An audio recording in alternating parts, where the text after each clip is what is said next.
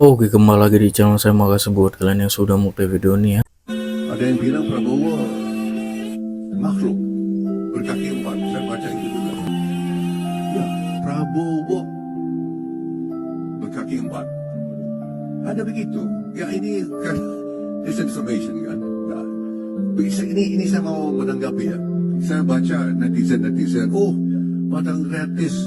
Kita perlu bukan hanya makan gratis. Kita tidak perlu makanan gratis. Ada yang bilang kita perlu pekerjaan. Kita perlu pekerjaan. Kita perlu pendidikan gratis. Maaf ya. Ini Presiden Prabowo bukan hanya makanan gratis. Perumahan akan menciptakan pekerjaan. Ya. Makanan gratis juga. Saya sudah buktikan kan.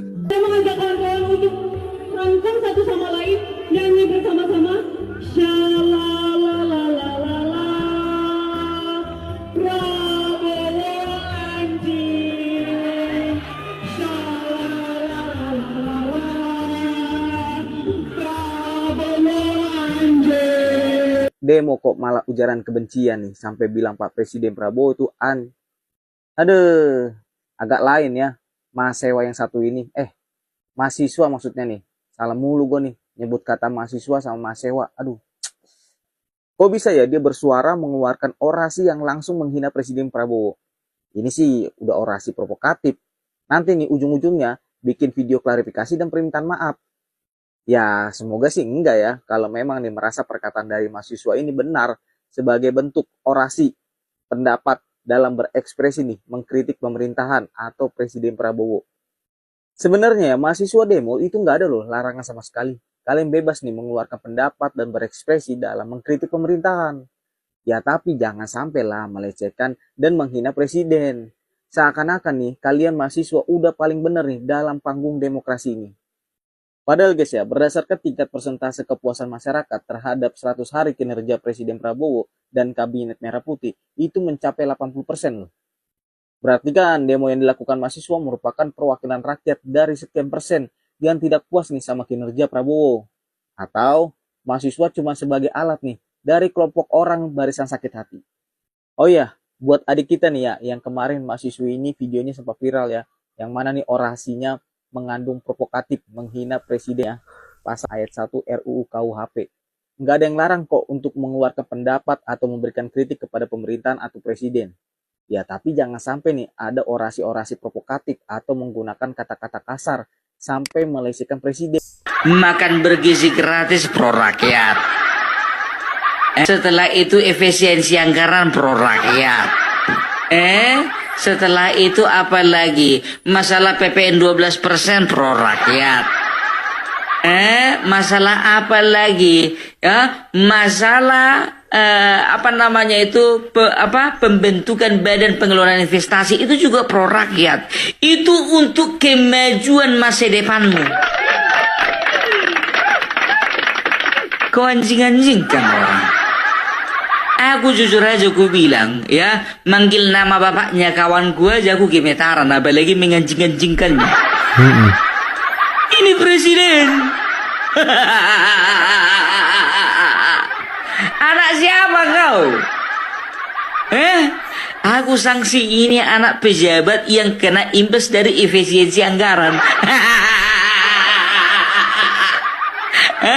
Nggak bisa lagi bapaknya ke luar negeri. Nggak bisa lagi bapaknya mencewek di hotel. Bisa lagi bapaknya dapat uang sampingan. Datang bapaknya ini kan, mau kemana kau nak? Oh, aku mau orasi pak. Lanjutkan.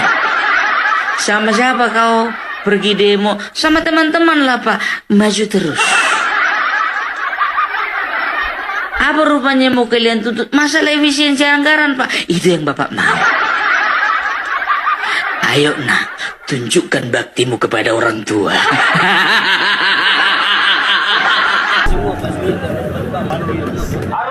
Akan diperpanjang. Arus lalu lintas akan diperlancar. Assalamualaikum warahmatullahi wabarakatuh. Selamat siang, sahabat DJ. Kali ini saya ingin memberikan pemahaman kembali kepada teman-teman yang ingin mengkritisi pemerintah, bahwa siapa saja yang ingin mengkritik pemerintah dilindungi oleh undang-undang. tidak ada yang boleh melarang. Karena suara kita adalah penentu masa depan bangsa. Tapi perlu diingat, sebelum kalian melakukan kritik terhadap pemerintah, kalian harus memahami dulu bentuk pemerintahan di Indonesia seperti apa. Jangan asal main kritik, kalian berdalih mengkritik. Padahal bukan mengkritik, mencaci maki, menuduh semata karena ingin menjatuhkan pemerintah.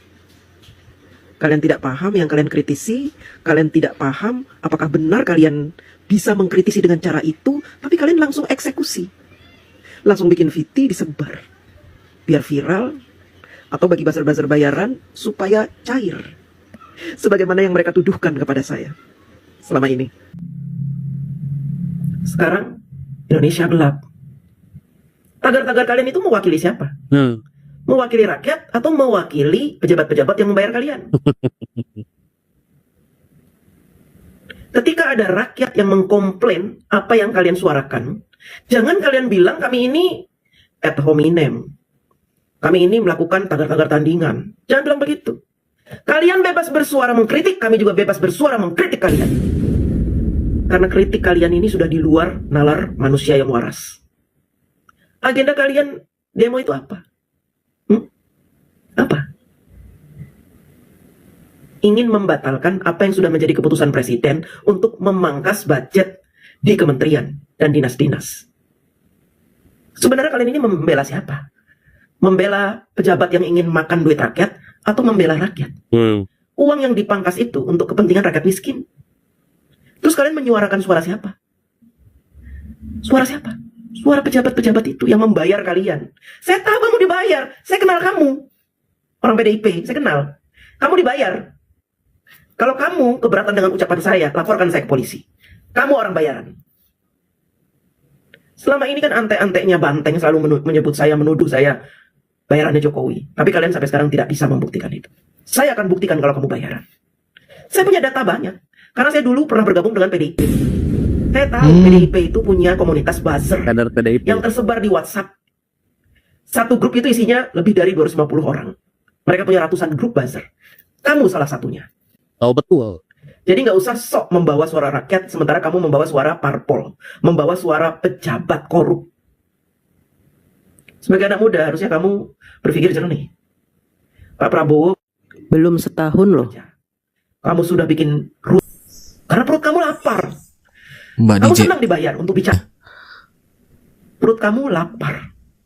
Buzzer-buzzer lapar. Senang dibayar untuk membuat kekacauan. Mahasiswa itu bukan mahasiswa benaran. Itu mahasiswa korup, calon-calon koruptor.